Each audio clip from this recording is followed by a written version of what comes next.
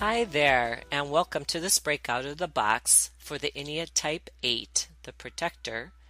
I used a quote by Thomas Paine for the title. The greatest remedy for anger is delay. In working with clients who have the Enneatype 8, the Protector, the dominant energy is anger, and this type expresses it in a manner that is easy and natural. And this is where the challenge and the misunderstandings happen for others, where anger is not so easily expressed or tolerated unless it is constructive. What others remember is the intimidation and control they feel when the anger is unloaded either directly or indirectly on them. So a little bit about the 8. They have their radar up for anything that looks like control. When it is present, it can make them feel vulnerable, afraid, stressed, sad, or guilt.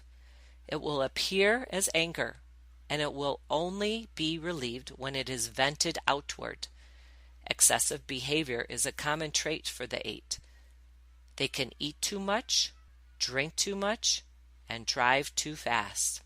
It is not in their makeup to trust in the natural unfolding of events, and they do not recognize that people are there to support and accept them. The 8 has difficulty in expressing their feelings, as it exposes their vulnerability, and this is what is feared the most. Imagine a ferocious bear with a tender, fragile heart.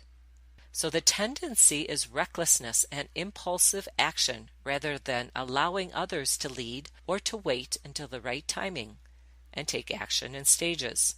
Because of this, the 8 feels safe when they are in charge, making the rules others must follow, though not always following their own rules. They have the tendency to rebel against all rules in general. An 8 client of mine already identified this type very accurately. I get angry when issues come up and I lose control, he shared. He had grown up working in the family business from the time he was a young child till the age of 18. His father ran the company with a hard hand and was abusive in how he managed the business and the family dynamics. My client did not have a strong model growing up who was calm and rational when problems arose, nor did he learn healthy coping tools.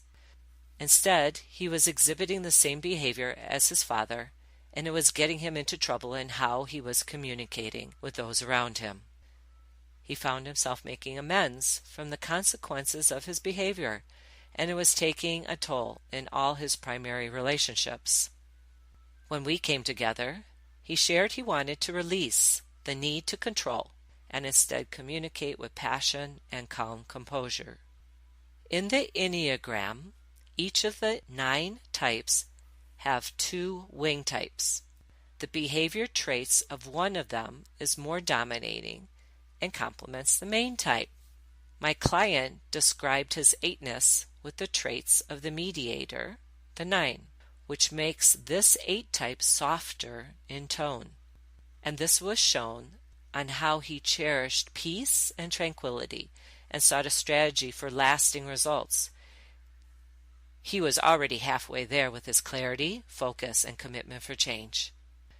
So when I do coaching engagements where there are 2 people in a relationship, having the partner take the Enneagram to determine their type is extremely powerful in getting a clear picture of the emotional behavior patterns occurring when communication breaks down.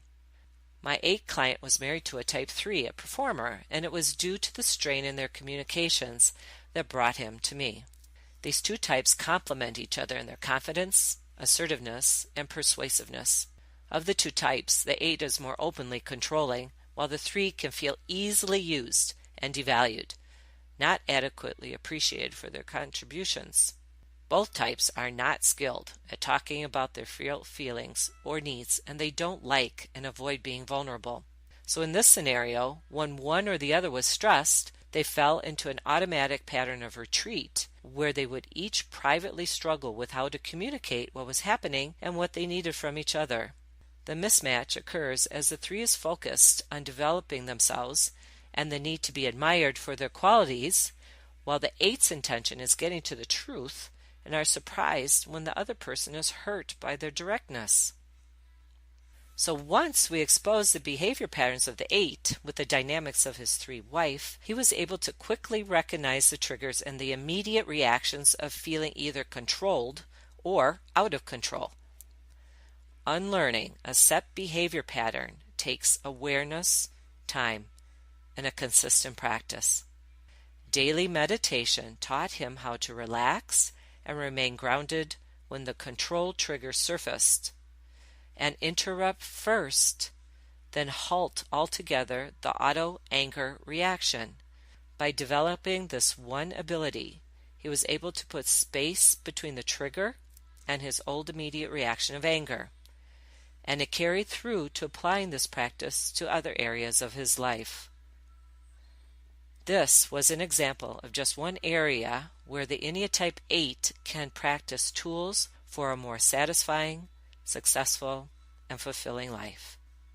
So here are some other practices to determine developing to your higher self. First, be open to different ways and options from others. Choose to go with what works more than having to win, control, or be right. If you struggle with impulsive choices, try floating your ideas first. Get some feedback, and then think about the future before acting. Take an inventory on where there is destructive, excessive behavior. Define and practice a value limit, like not going back for second helpings for food or keeping an average speed when driving. Know that everyone feels insecure and afraid at times. Trust that others want to support you and will as you practice releasing the need to always be in control. You will find a written copy of this Break Out of the Box at my website at www.where-lifeworks.com, and for others in the Break Out of the Box series, plus resources like determining your own Enneagram type to get you started. And while you are there, drop me a note. I would love to hear from you. Till next time, be well.